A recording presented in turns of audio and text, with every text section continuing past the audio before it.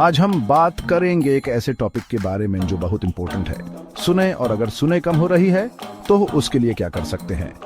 आप ही में से कई लोगों ने हमेशा से ये जानना चाहा होगा कि हियरिंग एड्स और कोक्लियर इम्प्लांट्स में क्या फर्क है। दोनों ही सुनने में मदद करते हैं, लेकिन कैसे? अगर सुनने की दिक्कत हो तो कौन सा ऑप्शन बेस्ट है, हियरिंग एड या कोक्लियर इम्प्लांट? इस वीडियो में हम दोनों को कंपेयर करेंगे, टेक्नोलॉजी, फायदे और लिमिटेशंस। हम ये भी देखेंगे कि फ्यूचर में क्या नई टेक्नोलॉजी आ रही है जो सुनने को बेहतर बना सकती है। यह वीडियो इंफॉर्मेटिव होने वाला है, तो पूरा देखिएगा। चैनल को सब्सक्राइब करो और वीडियो लाइक करो और अपने दोस्तों और फैमिली मेंबर्स को शेयर करो जिनको यह इंफॉर्मेशन हेल्पफुल लग सकती है। चलिए पहले बात करते हैं हियरिंग एड्स की। आसान भाषा में समझें तो हियरिंग एड्स एक मिनी स्पीकर की तरह काम करते हैं। यह आसपास की आवाजों को एम्पलीफाई करके यानी तेज करके आपके कान तक पहुंचाते हैं। आजकल के डिजिटल हियरिंग एड्स में बहुत सी एडवांस्ड फीचर्स होती हैं। नॉइज कैंसिलेशन, ब्लूटूथ कनेक्टिविटी और एआई बेस्ड साउंड प्रोसेसिंग, ये सब कुछ आज के हियरिंग एड्स में मिलता है। इमेजिन कर सकते हैं ना आप अपने हियरिंग एड्स को अपने फोन से कनेक्ट करके म्यूजिक सुनना या फोन कॉल्स रिसीव करना। यह टेक्नोलॉजी अब हकीकत बन चुकी है, लेकिन एक कॉमन मिथ यह है कि हियरिंग एड्स का इस्तेमाल करने से आदत पड़ जाती है और सुने और खराब हो जाती है। यह बिल्कुल गलत है। दरअसल हियरिंग एड्स न सिर्फ सुनाई में मदद करते हैं, बल्कि आपके ब्रेन को भी एक्टिव रखने में मदद करते हैं। जब आपको सही से सुने देता है तो आप ज्यादा इंटरैक्ट करते हैं, बातचीत करते हैं, और यह सब आपके ब्रेन के लिए एक्सरसाइज का काम करता है। हियरिंग एड्स अलग अलग स्टाइल्स और साइजेस में आते हैं। कुछ इतने छोटे होते हैं कि कान के अंदर बिल्कुल छुप जाते हैं और किसी को पता भी नहीं चलता कि आप हियरिंग एड्स यूज कर रहे हैं।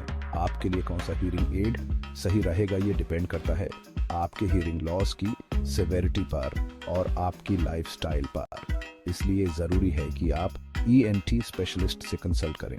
अगले चैप्टर में हम बात करेंगे कोक्लियर इम्प्लांट्स की और समझेंगे कि वो कैसे काम करते हैं। अब बात करते हैं कोक्लियर इम्प्लांट्स की। कोक्लियर इम्प्लांट्स हियरिंग एड्स से बिल्कुल अलग होते हैं। ये एक तरह की इलेक्ट्रॉनिक डिवाइस होती है जो सर्जरी करके कान के अंदर फिट की जाती है। तो ये कैसे काम करते हैं? कोक्लियर इम्प्लांट्स कान के डैमेज्ड पार्ट्स को बाईपास करके सिग्नल सीधा ऑडिटरी नर्व तक भेजते हैं और ये सिग्नल्स ब्रेन तक पहुंचते हैं, जहां उन्हें आवाज के रूप में इंटरप्रेट किया जाता है। अब आप सोच रहे होंगे कि क्या हर कोई कोक्लियर इम्प्लांट ले सकता है? तो इसका जवाब है नहीं। कोक्लियर इम्प्लांट्स उन लोगों के लिए होते हैं जिनको बहुत ज्यादा हियरिंग लॉस है, और हियरिंग एड्स उनके लिए काफी हेल्पफुल नहीं है। और एक कॉमन मिसकंसेप्शन ये है कि कोक्लियर इम्प्लांट लगाते ही नॉर्मल सुनाई देने लगेगा। ये सच नहीं है। कोक्लियर इम्प्लांट से सुनाई नेचुरल सुनाई से अलग होती है। इसके लिए थेरेपी और ट्रेनिंग की जरूरत होती है ताकि ब्रेन इन न्यू सिग्नल्स को समझ सके और उन्हें आवाज में बदल सके। लेकिन इतना जरूर है कि कोक्लियर इम्प्लांट से बहुत से लोगों की जिंदगी में बहुत बड़ा बदलाव आया है। वो लोग जो कभी बोल नहीं पाते थे, आज वो बात कर पा रहे हैं, गाने सुना पा रहे हैं, अपने प्यार को इजहार कर पी रहे हैं। यह किसी चमत्कार से कम नहीं है। अब तक हमने हियरिंग एड्स और कोक्लियर इम्प्लांट्स के बारे में अलग अलग जाना। अगली चैप्टर में हम इन दोनों को कंपेयर करेंगे और देखेंगे कि आपके लिए कौन सा ऑप्शन बेस्ट हो सकता है। चैप्टर 3 कंपैरिजन, कौन सा बेस्ट है? तो अब सवाल यह है कि आपके लिए कौन सा बेस्ट है, हियरिंग एड या कोक्लियर इम्प्लांट? सच यह है कि इसका कोई एक जवाब नहीं है। दोनों डिवाइसेस अपनी जगह बेस्ट हैं, लेकिन चॉइस डिपेंड करती है हियरिंग लॉस की सेवेरिटी पर, आपकी ओवरऑल हेल्थ पर और आपकी लाइफस्टाइल पर। हियरिंग एड्स उन लोगों के लिए बेटर ऑप्शन होते हैं जिनको mild to moderate hearing loss है। ये यूज करने में आसान होते हैं, अफोर्डेबल होते हैं और इनके लिए कोई सर्जरी की जरूरत नहीं होती।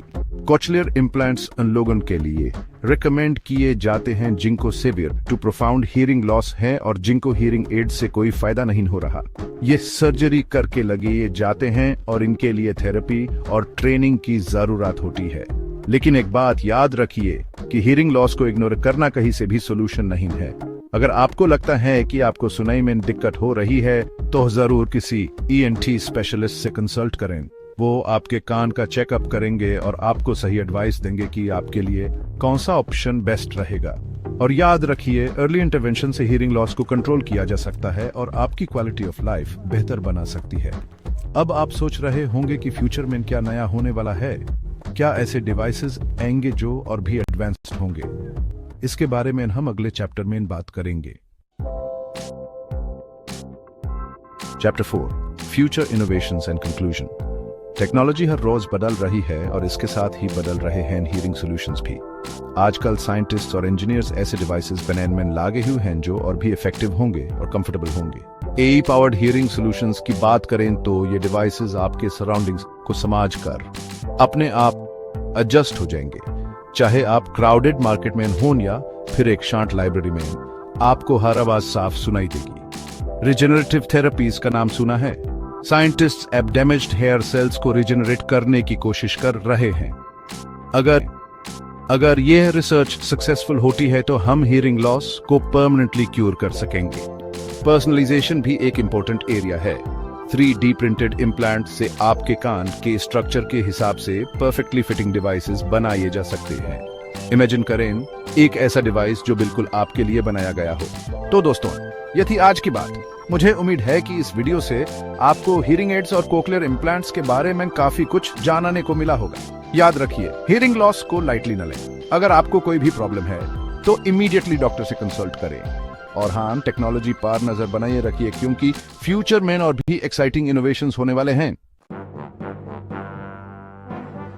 Chapter 5, call to action. दोस्तों, ये वीडियो इंफॉर्मेटिव लगा तो लाइक बटन जरूर दबाइए और अपने दोस्तों और फैमिली मेंबर्स के साथ शेयर करना ना भूलें क्योंकि नॉलेज शेयर करने से बढ़ता है। आपके मन में कोई सवाल है तो नीचे कमेंट सेक्शन में पूछिए। मुझे आपके सारे सवालों का जवाब देना बहुत पसंद है। और हाँ, ऐसे ही इंफॉर्मेटिव वीडियोस देखने के लिए चैनल को सब्सक्राइब करना ना भूलें।